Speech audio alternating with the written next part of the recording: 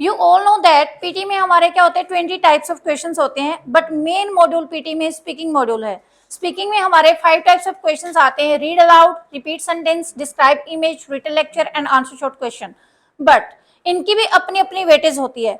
Read aloud हमारा first question होता है और हमारे रीडिंग में भी बहुत ज्यादा अच्छे से जो पॉइंट्स है कंट्रीब्यूट करता है। क्लियर? क्योंकि जो स्पीकिंग है, स्पीकिंग में हमारी 4 टास्क इंटीग्रेटेड है। ओनली डिस्क्राइब इमेजेस एक ऐसा सिंगल ऐसा क्वेश्चन है जो सिर्फ स्पीकिंग में ही जिसके मार्क्स जाते हैं। अदरवाइज अगर हम रीड अलाउड करते हैं, रीड अलाउड से हमारे मार्क्स किस में जाते हैं?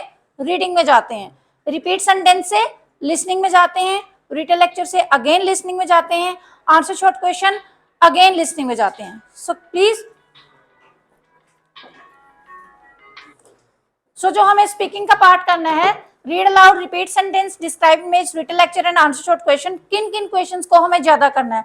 First of all read aloud. Read aloud हमें डेली बेसिस पे 20 to 25 क्वेश्चंस डेली बेसिस पे करने हैं, क्योंकि रीड अलाउड अगर हम कंसिस्टेंटली प्रैक्टिस करते हैं, इससे हमारी फ्लुएंसी, कंटेंट पे कमांड सब कुछ अच्छा रहता है। क्लियर? इसको रीड कैसे करना है? कुछ स्टूडेंट्स बहुत फास्ट रीड करते हैं, उनको लगता है कि अगर हम फास्ट रीड करेंगे तो फ्लुएंसी अच्छी आएगी। नहीं, आपको क्लियर भी रीड करना है। फास्ट रीड करने के साथ साथ क्या करना है?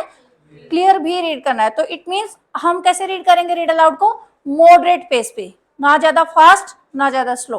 क्लियर? मॉडरेट पेस पे, एज मच एज क्लियर, जितना क्लियर हम बोल सकते हैं उसको ज्यादा से ज्यादा क्लैरिटी पे ध्यान देंगे।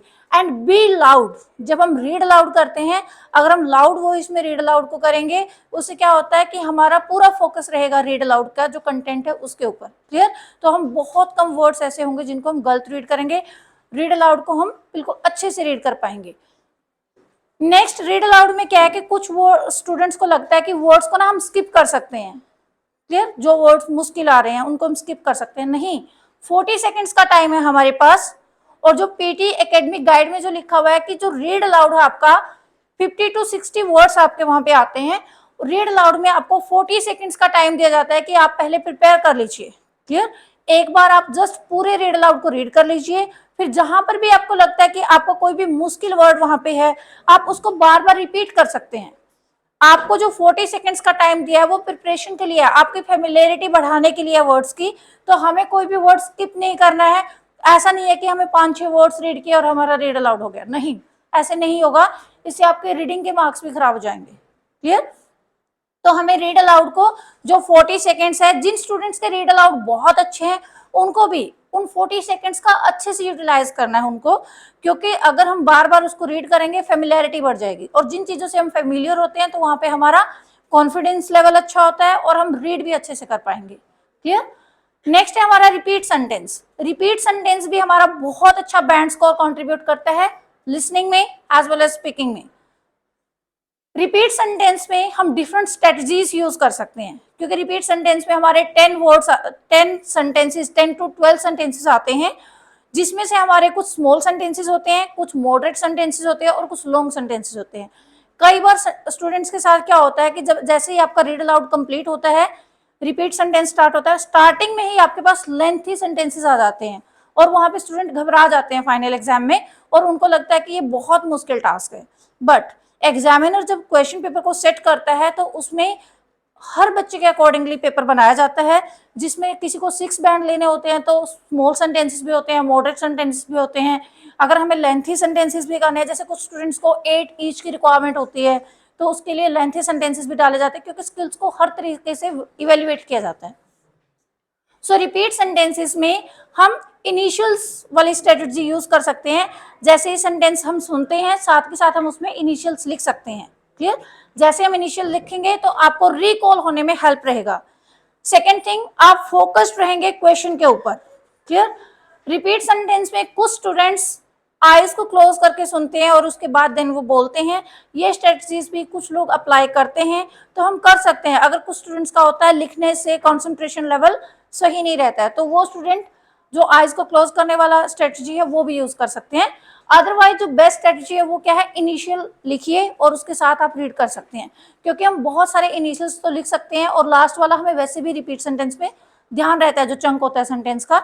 सो रिपीट सेंटेंसेस भी डेली बेसिस पे आप 20 to 50 डेली बेसिस पे कंसिस्टेंटली प्रैक्टिस कीजिए। रिपीट सेंटेंस को प्रैक्टिस करने के साथ साथ, अब कुछ स्टूडेंट्स है वो कहते हैं हमने 200 रिपीट सेंटेंस प्रैक्टिस किए हैं, 300 रिपीट सेंटेंस डेली बेसिस पे प्रैक्टिस कर रहे हैं, बट जब हम रिपीट सेंटेंस सुनते हैं तो अच्छे से आंसर नहीं कर पाते हैं। उसमें भी एक ड्रॉबैक है, आप बार बार एक ही रिपीट सेंटेंस को सुनिए। सेंटेंस रिपीट कर रहे हैं, एक सेंटेंस को सुना, आपको कुछ समझ आया, कुछ नहीं आया, सेकंड टाइम सुनिए, आपकी फैमिलियरिटी बढ़ेगी, आप रिपीट अच्छे से कर पाएंगे। थर्ड टाइम सुनिए, फिर फोर्थ टाइम सुनिए, जब तक आपका 100% नहीं होता आप बार बार सुनते रहिए, क्योंकि आप सभी को पता है कि पीटी में पूरा मटेरियल रिपीटेड आता है पेपर में। तो आप अगर डेली बेसिस पे 20 सेंटेंसेस भी अच्छे से करते हैं, बार बार रिपीटेशन के साथ करते हैं, आप उनको 100% सुन लेते हैं, नेक्स्ट टाइम जब भी वो सेंटेंस कहीं भी आएगा, चाहे आप 1 मंथ के बाद एग्जाम देते हैं, आप उस टाइम भी उसको 90+ ही रिपीट कर पाएंगे। क्लियर? क्योंकि रिपीट सेंटेंस क्या है, आप अगर डेली बेसिस पे प्रैक्टिस करते हैं, अगर आप उसको बिल्कुल अच्छे से बार बार रिपीट कर रहे हैं तो आपको आदत हो जाएगी उस चीज को रिपीट करने की। क्लियर? और अगर आप सिर्फ 1 टाइम करेंगे और 100% नहीं कर पा रहे हैं तो उससे कॉन्फिडेंस लेवल भी बिल्डअप नहीं होता है और रिपीट सेंटेंस हमें थोड़े दिनों के बाद मुश्किल लगना स्टार्ट हो जाता है। सो डेली बेसिस पे जैसे हम राइट फ्रॉम डिक्टेशन करते हैं, इनिशियल्स लिखते हैं, फिर हम उसको रिपीट करते हैं, आप रिपीट सेंटेंस को लिख के भी रिपीट कर सकते हैं, क्योंकि आपको, हम सभी को पता है कि एक बार का लिखा हुआ 10 बार सुनने के बराबर है। क्लियर? हमें तो फाइनल एग्जाम में अच्छे रिजल्ट्स लेने हैं। रिपीट सेंटेंस हमने लिख के किया, इनिशियल्स लिख के किया, आंखें बंद करके किया, जैसे मर्जी किया, फाइनल एग्जाम में रिपीट सेंटेंस अप टू 90% तो एटलीस्ट सभी स्टूडेंट्स के होने चाहिए अच्छे स्कोर के लिए। रिपीट सेंटेंस हमारा 3 पॉइंट्स का एक होता है फाइनल एग्जाम में, अगर हम 90+ उसको रिपीट करते हैं 3 आउट ऑफ 3 मिलते हैं, जो हमारा 90 आउट ऑफ 90 जो हमारा एग्जाम रिजल्ट आता है, तो उसमें 3 पॉइंट का एक रिपीट सेंटेंस होता है, और उसमें अगर हम पूरा रिपीट सेंटेंस रिपीट करते हैं तो 3 पॉइंट्स मिलते हैं, अगर हम 50% रिपीट करते हैं 2 पॉइंट्स मिलते हैं, और अगर हम 25 to 40% रिपीट करते हैं तो 1 पॉइंट मिलता है, अगर हम 25 से भी कम करते हैं फिर कोई मार्क्स नहीं मिलते। क्लियर? तो हमें रिपीट सेंटेंस जितना भी हम बोलते हैं, कईयों को लगता है कि हमारा तो 50% ही हुआ, बोलने का कोई फायदा नहीं है, अच्छे से हो नहीं पाया, लेकिन जब हम 50% बोलेंगे तब भी हम 60 बोलेंगे, तभी जब 60 बोलेंगे तभी 70 पे आएंगे, 70 पे आएंगे तभी 100 पे आएंगे। क्लियर?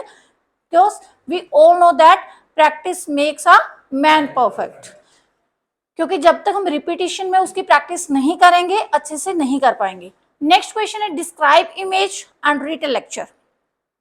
डिस्क्राइब इमेज हमारा कंट्रीब्यूट करता है सिर्फ स्पीकिंग में, डिस्क्राइब इमेज में हम फॉर्मेट यूज करते हैं, है ना, हम सभी फॉर्मेट यूज करते हैं, और उसके अकॉर्डिंगली इमेज में कुछ भी लिखा हुआ है सामने, मान लीजिए कुछ मुश्किल वर्ड है, वहां पे आप स्किप कर सकते हो, कोई भी लाइन आप 2 बार बोल सकते हो, कोई भी किसी भी लाइन को आप, कुछ भी कोई भी कंटेंट आपको सुनाई दे रहा है, कुछ भी आप सामने से जो भी आपको दिखाई दे रहा है रिपीटिशन में बोल सकते हो, आपको लगता है कि आप कुछ वर्ड्स आपसे बोले नहीं जा रहे हैं, आप उनको स्किप कर सकते हो, क्योंकि डिस्क्राइब इमेज में अगर आप फॉर्मेट को भी रिपीट करते हो, साथ में आप कुछ वर्ड्स ऐड ऑन कर देते हो इमेजेस से, तब भी आपके फुल मार्क्स ही आते हैं, क्योंकि यहाँ पे सिर्फ आपका स्पीकिंग मैटर करता है। क्लियर? आपका बोलना मैटर करता है, आपकी अलाइनमेंट मैटर करती है, आपकी फ्लुएंसी मैटर करती है। नेक्स्ट आपका रिटन लेक्चर। रिटन लेक्चर में हम अगेन फॉर्मेट यूज करते हैं, डिफरेंट स्ट्रक्चर्स यूज करते हैं। रिटन लेक्चर में हम ऑडियो सुनते हैं, ऑडियो के अकॉर्डिंगली हम रिपीट करते हैं रिटन लेक्चर को। अगर जो students repeat sentences daily basis पे अच्छे से कर रहे हैं, एक सेंटेंस सुन रहे हैं, उसको रिकॉल भी कर पा रहे हैं, तो रिटन लेक्चर में तो हमारे पास 1 to 2 मिनट की एक ऑडियो होती है जिसको हम सुनते हैं, समटाइम ये वीडियो फॉर्मेट में भी आता है। क्लियर? जो ऑडियो के बाद हमें सिर्फ चंक्स लिखने हैं, कोलोकेशन बेस्ड जो सेंटेंसेस होते हैं, जैसे एकेडमिक रिसर्च, कैरिड आउट, बहुत सारे जो वर्ड्स हैं हम उनको जो फॉर्मेट है उसमें हम डाल सकते हैं। क्लियर? तो यहाँ पर भी हमें सेम मॉडरेट पेस ही रखना है जो हमने रीड अलाउड से स्टार्ट किया था। ऐसा नहीं होना चाहिए कि रीड अलाउड में हम धीरे धीरे पढ़ रहे हैं, रिपीट सेंटेंस में आवाज नहीं निकल रही है, डिस्क्राइब इमेज में हम बहुत ज्यादा फास्ट जा रहे हैं, उससे क्या है हमारी पूरी स्पीकिंग की अलाइनमेंट खराब हो जाएगी। क्लियर?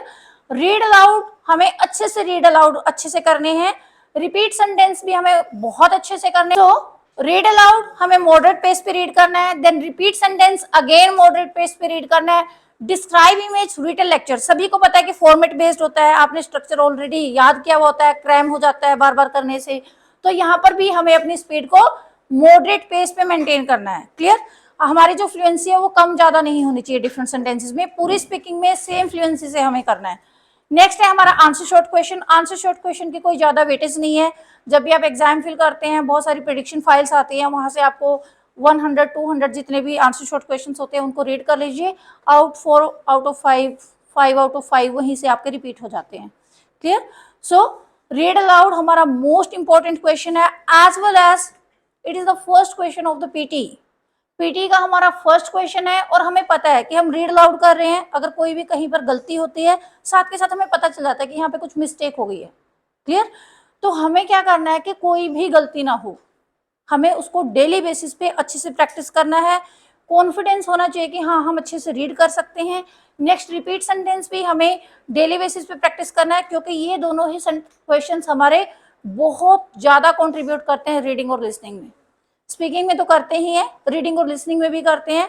सेकंड थिंग, जब आपका रीड अलाउड रिपीट सेंटेंस बहुत अच्छे से हो जाता है फाइनल एग्जाम में, तो आप बाकी क्वेश्चंस में तो कुछ रहता ही नहीं है, फिर तो आपको लगता है पेपर में कुछ नहीं है, बहुत अच्छे से क्लियर हो जाएगा। Clear?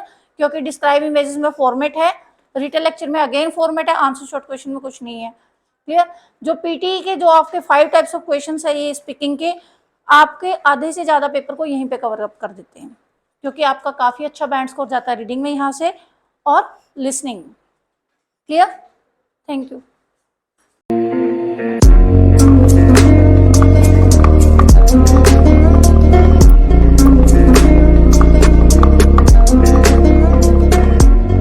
Like, share and subscribe the channel for upcoming videos and also press the bell icon for notifications.